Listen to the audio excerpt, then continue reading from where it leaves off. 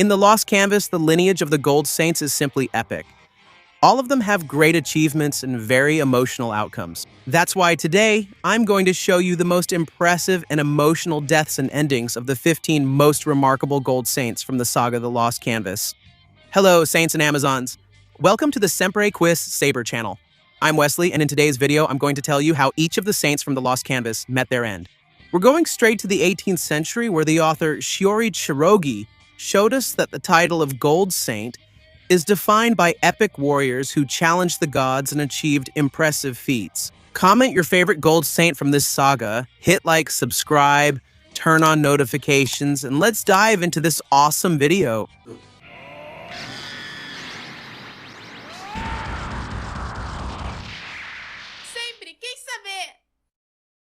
Number 1. Albafica of Pisces. Unlike the bad reputation that the Pisces constellation got in other eras, Albafica is the definition of nobility. Due to his training and the blood pact with his master, Albafica's blood became a deadly poison.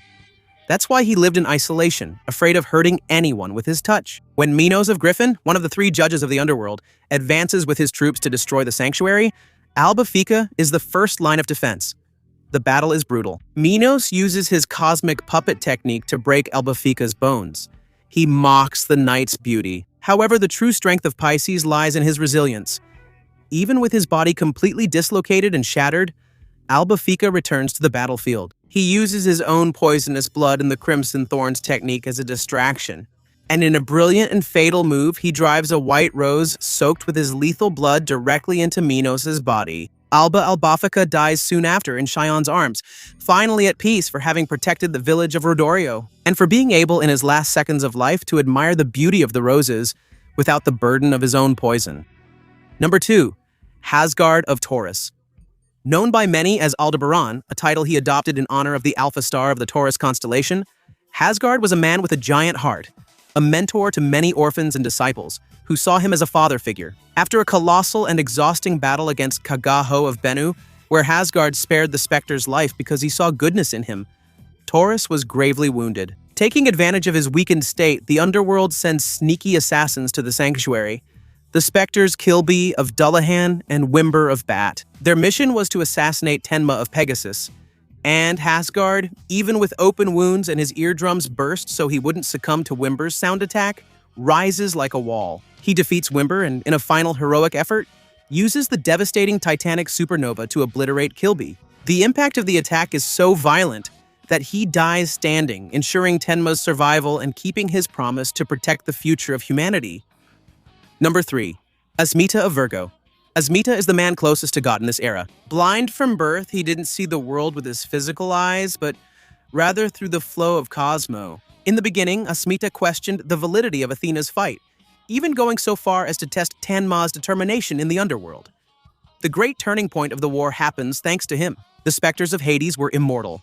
Whenever they died, the Cosmo of the Emperor of the Underworld would resurrect them. And to break this cycle, it was necessary to create a divine artifact. Asmita travels to the Blood Waterfall in the Underworld to gather the fruits of the Mukurendi tree. To infuse the necessary power into the creation of the famous Rosary of 108 Beads, Asmita had to raise his Cosmo to the absolute limit, reaching Araya Shiki, which is the 8th sense. By releasing all of his life energy, Asmita seals away the Spectre's immortality forever, losing his life in the process. Before disappearing, his sight is temporarily restored when he becomes a spirit, allowing him to see Tenma's face and give him one last piece of advice. Number 4. Manigold of Cancer. Manigold is without a doubt one of the most charismatic characters in the whole series. Disciple of Grandmaster Sage, he grew up seeing the souls of the dead, which gave him a cynical and mocking view of the fragility of life. But behind the sarcastic smile, there was an unshakable sense of duty. When the god of death himself, Thanatos, decides to intervene directly in the war, Manigold and his master Sage invade the hideout of the twin gods. The difference in power between a human and a god is abysmal, but Manigold is not intimidated. He uses souls and the Sekashiki Mekai Ha to wound the god, and at the climax of the battle, to destroy the physical body of the host that Thanatos was using in the mortal world, Manigold does the unthinkable. He throws himself, along with the god's vessel, into a dimensional rift of the hyperdimension, sacrificing his physical body to ensure that his master could seal Thanatos' soul in Athena's box. Manigold dies smiling, proving that not even death can intimidate this saint. Number 5 is 5, Alcide of Capricorn.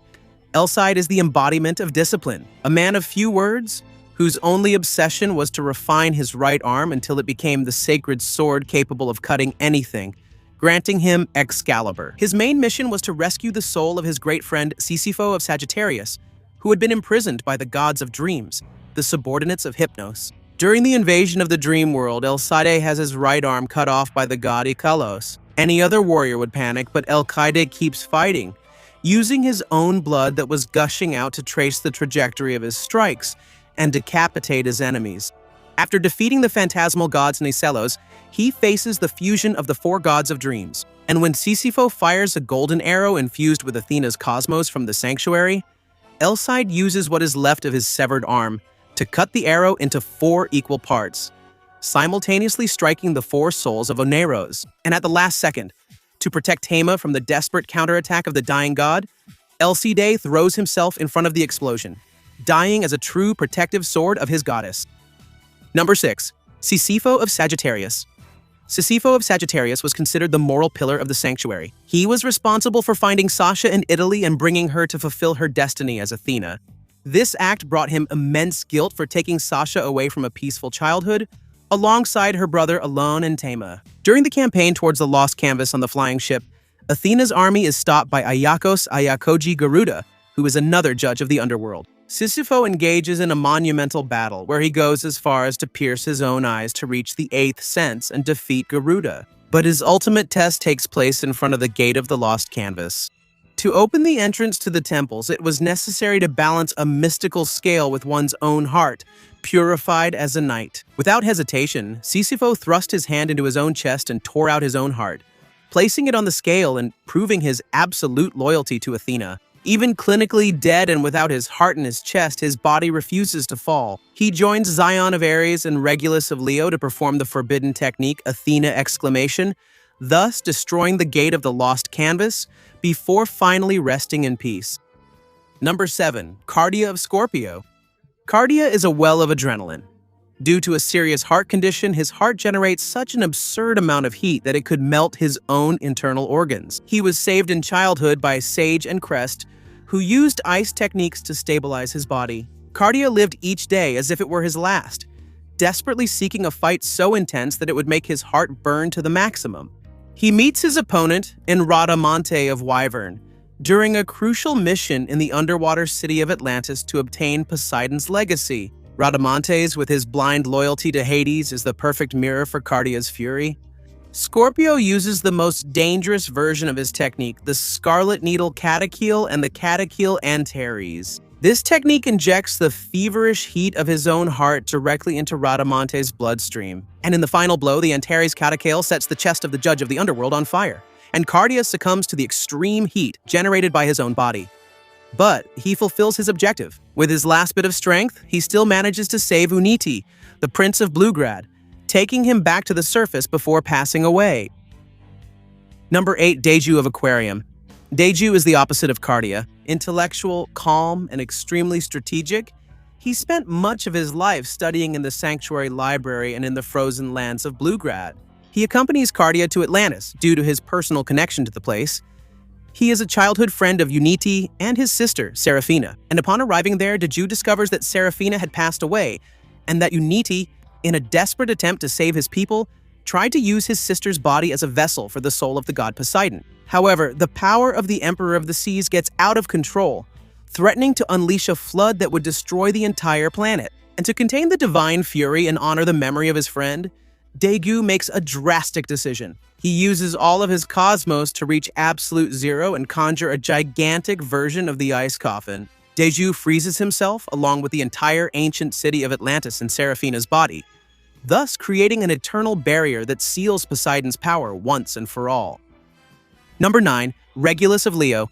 Regulus is the youngest gold saint of this generation. Son of the legendary Ilha of Leo, he possesses terrifying talent and the ability to instantly analyze, understand, and copy any combat technique just by observing it. In Lost Canvas, he meets Rhadamanthes of Wyvern again, who has now received the divine blood of Hades himself and has transformed into a semi-divine creature of immeasurable power. The fight is a demonstration of evolution at a breathtaking pace, and, to surpass the power of a god, young Regulus executes it on his own. The Roar of the Zodiac, an unbelievable technique that combines the cosmos and the attacks of all 12 gold constellations simultaneously. The power is so colossal that young Regulus's immature body can't withstand the physical pressure and disintegrates.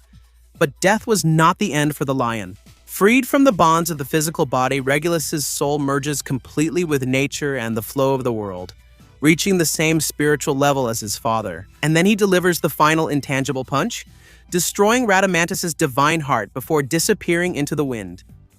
Number 10. Defteros of Gemini. Defteros spent most of his life living in the shadow of his twin brother Astros, who was considered a star of misfortune. He was forced to wear an iron mask and live hidden in the sanctuary, watching his brother's brilliance, and later isolated himself on Cannon Island, where he was feared as a man-eating demon. There, he trained Tenma to master the seventh sense, and his entry into the Holy War happens when he decides it's time to fix the mistakes of the past. He travels to the Lost Canvas to confront his brother Astros, who had been resurrected by Hades as the guardian of the Temple of Mars. The twins' fight is a titanic clash of galactic explosions. Defteros knows that Astro's soul was corrupted in the past by a mental technique, and to free his brother from this evil control, Defteros chooses to sacrifice his own life. He takes Astro's fatal blow in a calculated way, allowing his own blood and cosmos to come into contact with his brother. And this sacrifice destroys the illusion and darkness in Astro's heart, restoring his sanity and original nobility. Number 11. Astros of Gemini. With Defteros' death, Astros regains his consciousness and inherits the determination of his younger brother. He realizes that his entire life of betrayal and bitterness was manipulated from the beginning by Ioma of Mephistopheles, the human reincarnation of the god of time, Kairos, who is Kronos' brother. And driven by a burning desire for revenge and redemption, Astros dons the Gemini gold cloth once again and challenges Ioma. The ensuing battle breaks the laws of physics and space-time, where Ioma uses terrible techniques, such as rewinding time, to erase the existence of his opponents. But Astros overcomes the technique due to his status as one of the dead resurrected by the power of Hades. And by using the other dimension, Astros manages to manipulate the legendary Rosary of Asmita inside the dimensional rift, thus sealing the immortal component of the specter god Kairos. Astro's body, which was already falling apart due to the end of Hades' power, crumbles into dust right after the victory, and he finally dies redeemed and at peace with the memory of his brother. Number 12. Xion of Aries. Xion of Aries, together with his great friend Duco of Libra, is one of the only official survivors of this bloody holy war of the 18th century. Disciple of the altar caretaker, Xion spent much of the war repairing armors and serving as a strategic safe haven for the sanctuary's army. He witnesses the death of almost all his fellow warriors. And at the climax of the battle in the Lost Canvas, he faces Aloni Hades himself and helps bring back the souls of the fallen gold saints to create the sunlight that drives the soul of the Emperor of the Underworld out of Aloni's body. And after the end of the conflict, the goddess Athena appoints Xion as the new Grand Master of the sanctuary. And his mission was the longest and most painful of all: to rebuild the sanctuary from scratch, train the new generation of saints, and rule wisely for the next 200 years. And as we well know, according to the classic chronology of the series, Xion fulfills his role masterfully until the 20th century, when he meets his tragic end by being betrayed and murdered from behind by a young saint named Saga of Gemini, who was corrupted. Number 313. Avenir of Yaris. The greatness of the Lost Canvas is not limited only to the 12 main saints. The story expands its lore by introducing warriors from past eras and previous generations through guidance and flashbacks, showcasing all the sacrifices of these ancient warriors. So now I'm going to show you some of them, starting with Avenir of Yaris, who is one of the most fascinating saints in this work. He doesn't originally belong to the 18th century era, but rather to an apocalyptic alternate future, where Hades won the Holy War, decapitating Athena and also the Grand Master, thus eradicating humanity. Thanks to the power of the god Kronos, Avenir was sent back in time, landing in the 16th century in Hakurei Seiji's generation. He crossed the eras wearing the Yaris armor to ensure that the past would change and that Athena would have a chance to win in the future. Avenir ended up dying in battle in that past era, but his sacrifice and his memories, recorded in the Yaris armor, were fundamental to guide Xion centuries later. Number 14. Leon Ilias was the previous Leo knight and also Regulus's father. He was considered the most powerful knight of his time, being the first human to connect deeply with nature through the eighth sense in a passive way. Ilias suffered from a terminal lung disease and chose to live isolated in a forest, away from the intrigues of the sanctuary. His death occurred when Rhadamanthys of Wyvern invaded his forest refuge. Even severely weakened by the disease and coughing up blood, Ilias fought to protect his young son Regulus, and also the animals of the forest. He died impaled by Rhadamanthys' horns, but his death planted the seed of spiritual evolution in Regulus, who years later would use that same connection with nature to defeat that judge of the underworld. Number 15. Ruginus of Pisces. Ruginus was the master of Albafica and the Pisces knight who preceded him. Knowing of the terrible loneliness that accompanied the Pisces constellation, Ruginus adopted little Albafica when he was just a baby, abandoned in a garden of demonic roses. And to pass on the title and power of Pisces, Ruginus performed the blood bond ritual with Albafica, where master and disciple exchanged drops of blood daily for years.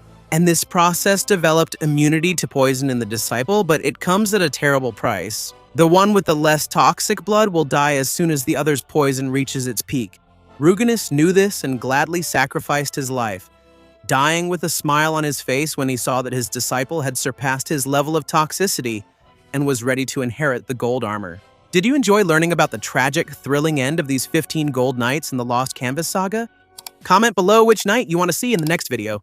And, of course, thank you for watching this video until the end, and see you next time. Burn your cosmos to infinity!